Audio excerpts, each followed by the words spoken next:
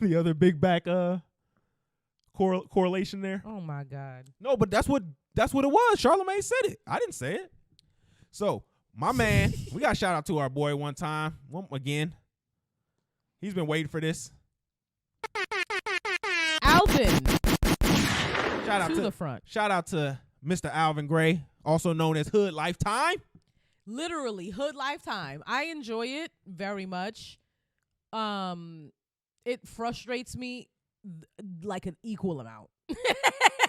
It's very 50-50. So we want to thank Alvin for inviting us, letting us know about his virtual premiere that we watched. So we was able to watch it as soon as it released. Mm-hmm. First thing we're going to say is, hey, man, we appreciate the connection and all that other stuff. But I'm going to tell you this. I see why you put this one on YouTube. Because this was nothing like these other ones you've been working on. Listen.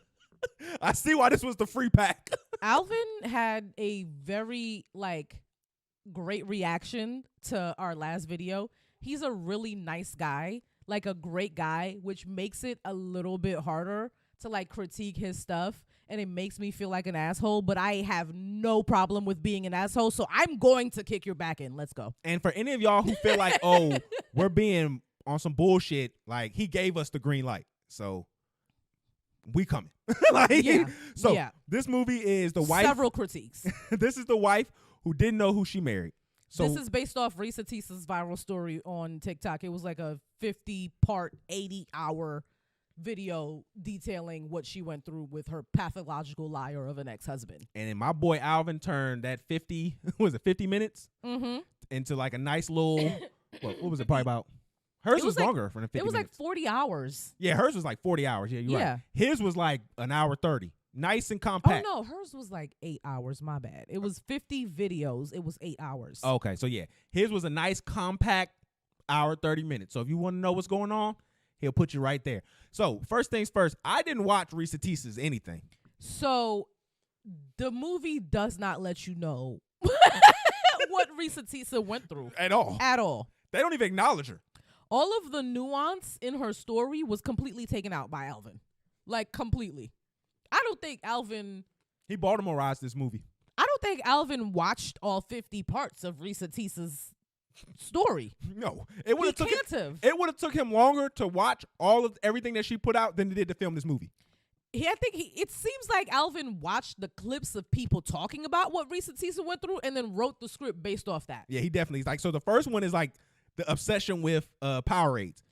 The blue Powerade. So if you watch Risa Tisa's story, this was very much towards the end of her story, towards middle endish part, when Legion, after a bunch of lies, after she's already fed up, he injures his knee and he's bedridden, and all he's doing is drinking blue Powerade, and she realizes he's also peeing in these Powerade bottles. In the first scene of the movie, when she's going on the date with him, her car breaks down. He comes to save her, to change her tire or whatever. He goes inside. He's like, I'm about to change your tire, so I'm gonna go inside real quick, get a Powerade. There's a real quick, it flashes to him changing her tire. There's 3 bottles of Powerade on the ground. When he's done, he's like, before we go, let me go get another Powerade. Nigga, there's 3 right there. Yo, this man had a Powerade glued to his hand. The entire movie. He was taking swigs of it in between. Ooh, I wanted to knock that shit out of his hand. I wanted to, nigga, what the fuck are you doing? I know his entire insides was blue after filming this movie. It wasn't his entire insides because this movie took 6 hours to shoot. So after that, they end up kind of doing a little whirlwind romance, and he kind of basically starts to finesse the entire time.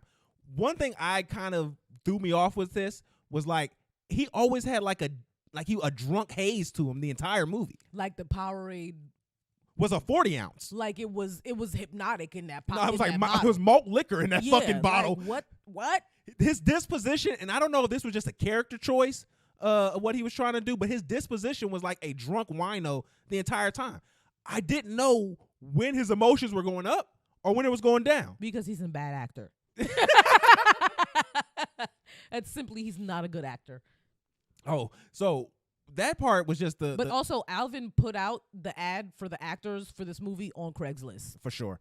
And he also like, there's a scene in the movie where he's supposed to be mad at her because her boyfriend or something, her ex-boyfriend came to the house, and she made up. He was literally the same disposition he was when he was fixing the tire. He was fixing the tire. Like, I could not tell that he was upset at all. Horrible actor. What I want to talk about is Alvin's role in this movie. Because that was probably like the most ridiculous and simultaneously my favorite part of this movie.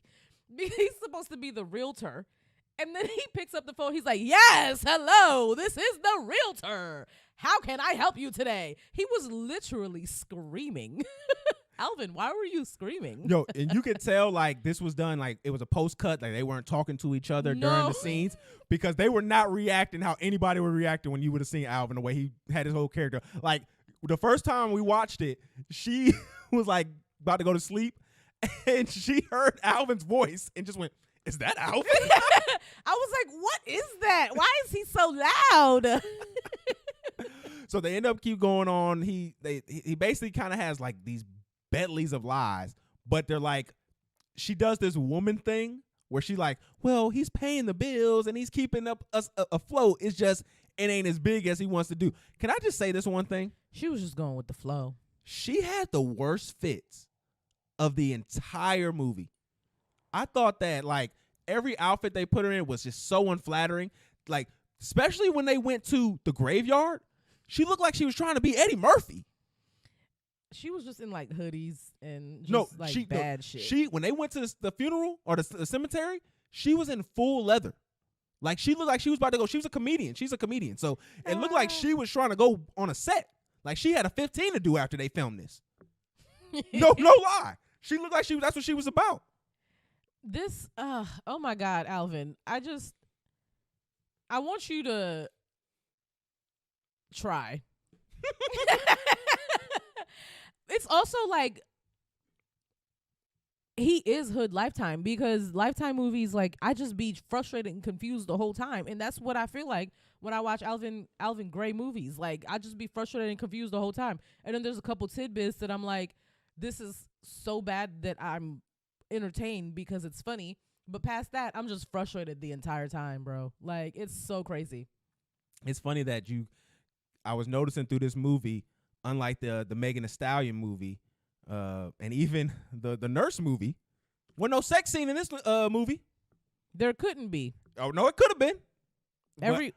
Didn't nobody want to see that sex scene? If you wanted to go viral, Alvin, that's what you should have did. You should have put a sex scene in there. I'm glad you didn't. No, they look like the couple who shade. Like, they look like the couple when the guy is like freshly out of jail.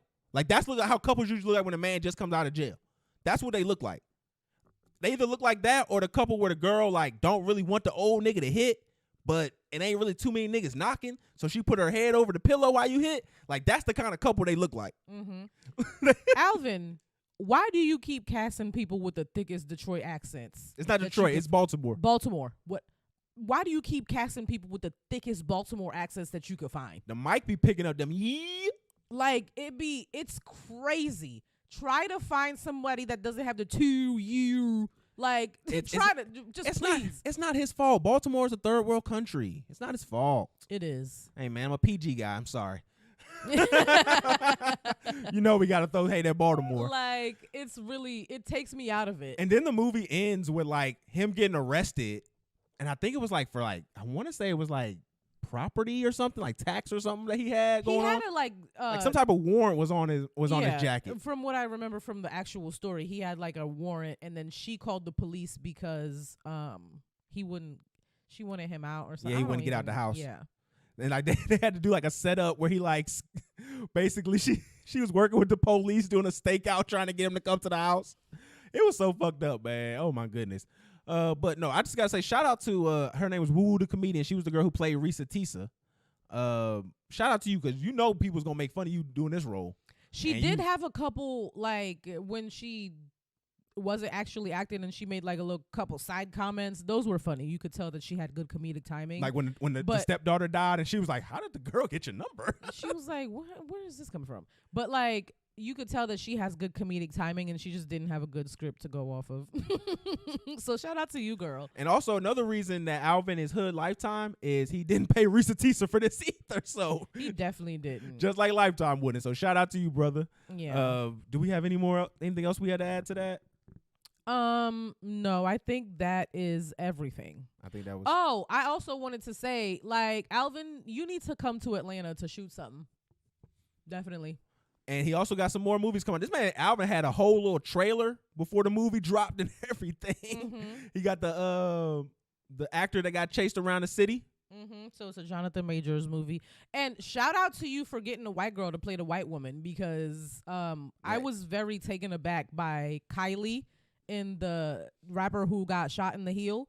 I was very taken aback by Kylie being a thick, dark-skinned black woman. Like, what the fuck? It was shocking. Nigga, you couldn't find one white girl? There was not one white girl? You could have made her like a juxtaposition between her and Megan. Yeah. Like there would have been at least a better reason for her to be like acting like she was angered, because you on a girl that don't look like me.